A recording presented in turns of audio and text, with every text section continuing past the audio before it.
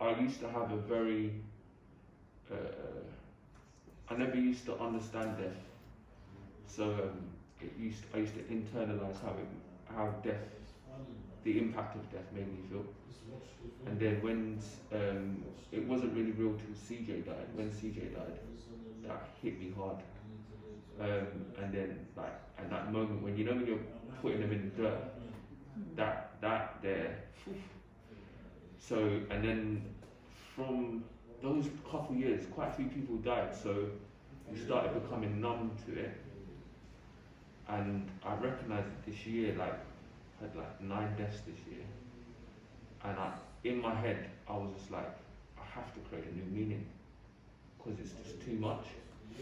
So yeah, my meaning now is about having, they had life, because not everyone makes it to life in itself, and not everyone makes it to whatever ages, do you know what I mean? So whatever you have in terms of memories, you hold on to that until it's your time. But also, it's just part of a journey. We don't know if the journey is going to be what the journey is like after it's like. So that's my relationship. I think that was well said, Jay. I think my way of coping with it was more so to avoid it.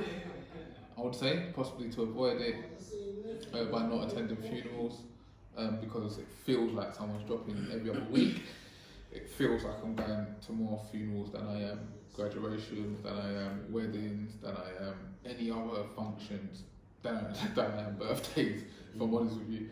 So it just became too much, and I think, like you said, when he passed, it was that was a massive one. But even if before that we had 2-3 friends that we lost before that as well. So I think that's something that we've been surrounded by our whole lives. I think we've had more people pass than we have been alive.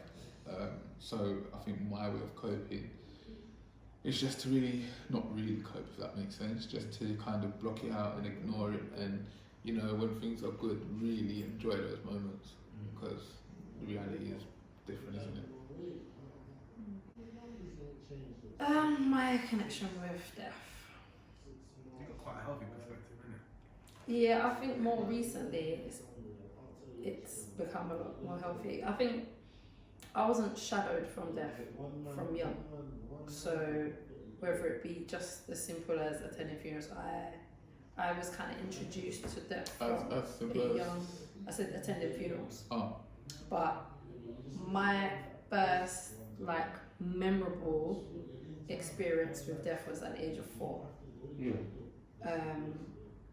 So when my brother passed away as a baby, that was my first experience, and I think it changed as I got a bit older because people thought I didn't understand.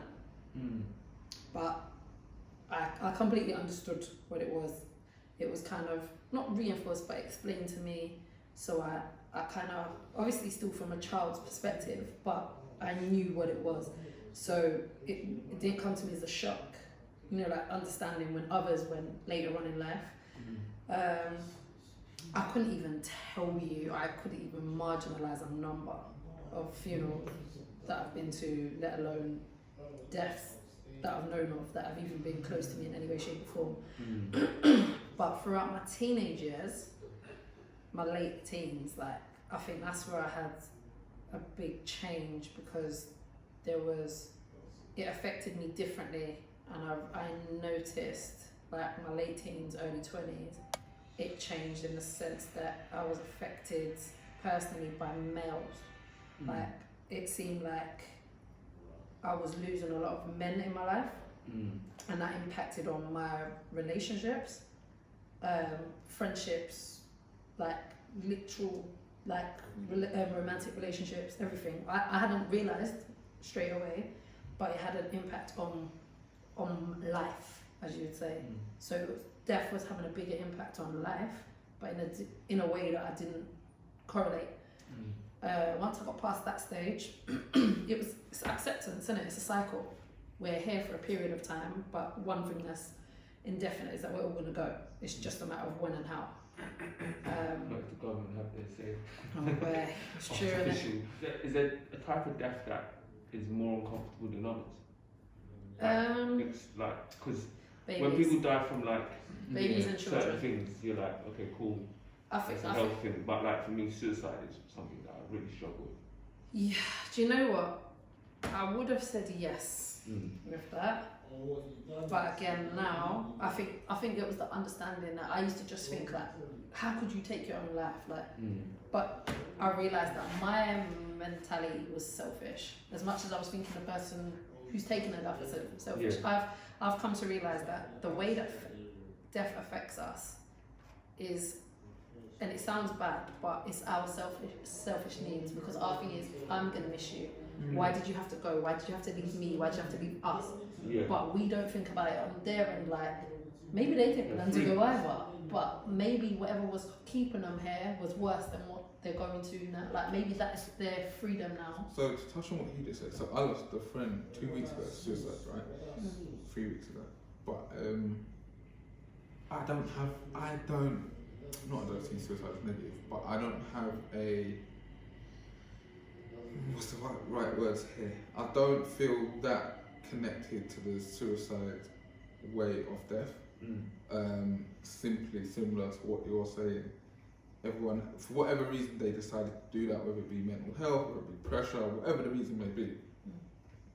That's a choice that they have then decided. Whether they're in their right mind or not, that's neither here or there. But that's still, they still made that choice for themselves. So although it's very sad, and they may be free. Yeah, exactly, and they may be free. We don't know what they've got. So for me, I'm more like, okay, cool. It's sad because I'm never going to see you again, but that was your choice, and that's what you decided to do.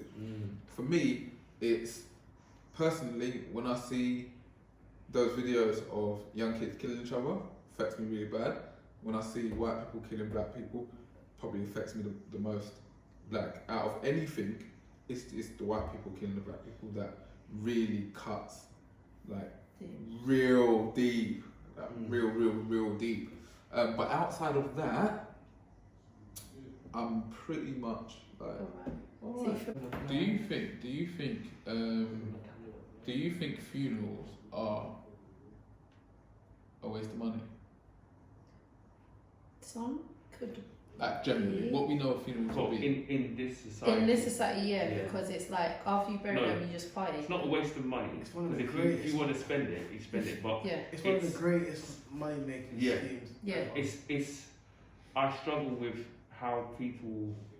I don't struggle with it, but I just don't like that people use that kind of space to get so much money out of you. Like some people can't even bury their people because they can't. Do you know what's interesting? But you should be able to anyway. Do you know what's interesting? You should have to pay for it. There's no difference. There's no difference to how they capitalise off of death because they do it the same way when you're alive.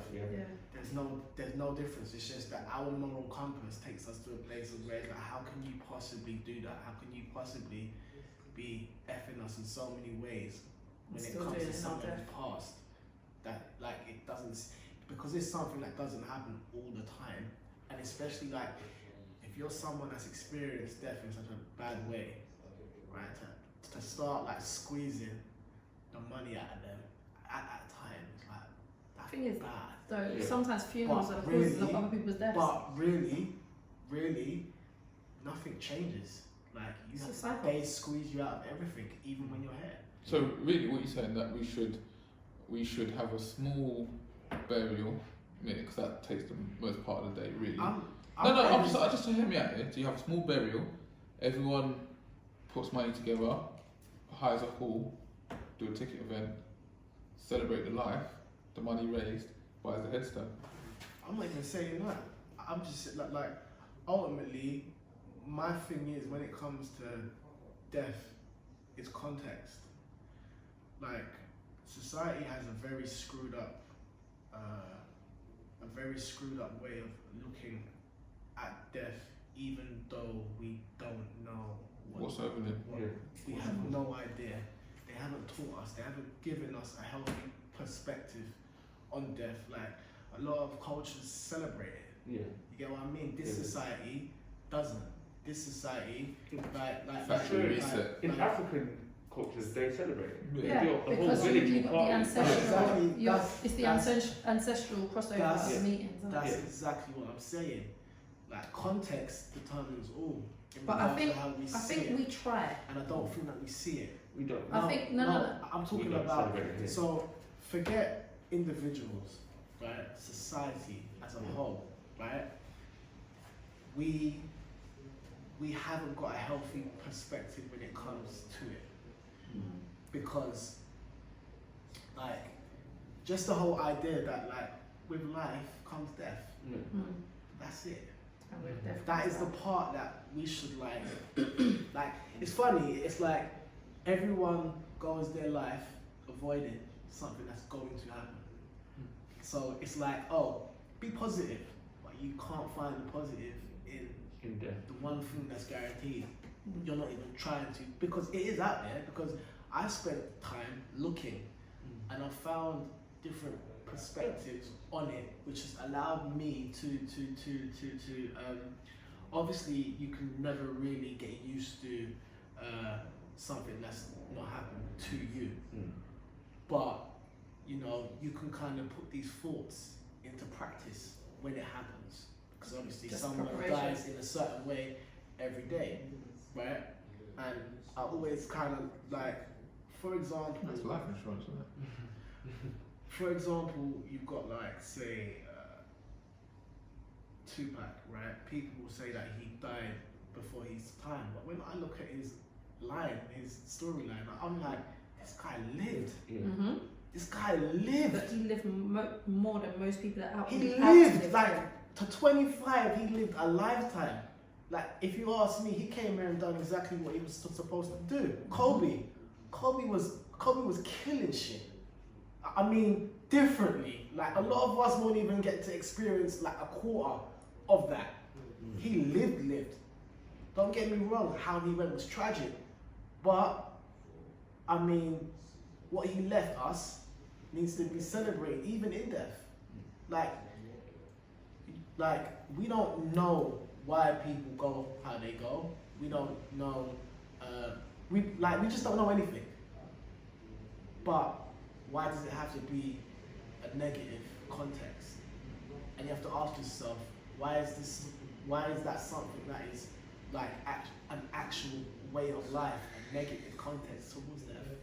It's because everything's negative in the Western world, though, isn't it? It's At the end of the day, it's a choice, right? And you've got to be brave enough to want to face the idea, the concept of death, and change the narrative. But people are scared to think of it because it's such a negative place for them. But it's choice. It's like, do you want to find the positive within it? Also, because what happens is, because of this toxic idea of death that we have, you then go through, because people will hold on to death for their whole life, to death, rather than thinking, how can I move through my life, honouring those that are not here. Because it's too hard. Because we've never been taught that there is another narrative. Never. So it's like there's no way out of it but to just sink along with it. Do you know But, you know? It's simple. Like life and death is like sun and moon, isn't it? One goes down, one comes up. As that one goes down, the other one has to come up, but it's still light. It's And I balance, think isn't that's what everyone misses. The moon gives you light, sun gives you light and heat. Yeah. There's days when the sun is out, you don't feel no warmth, but it's still giving you the light. There's days when you go out. Everyone says, oh, it's dark, but if that moon goes, you ain't seeing shit. Yeah, it's still light. It's a different type of light. It's And still that- light, but it still guides you. And that puts it all into perspective, because, you know, we love the sun.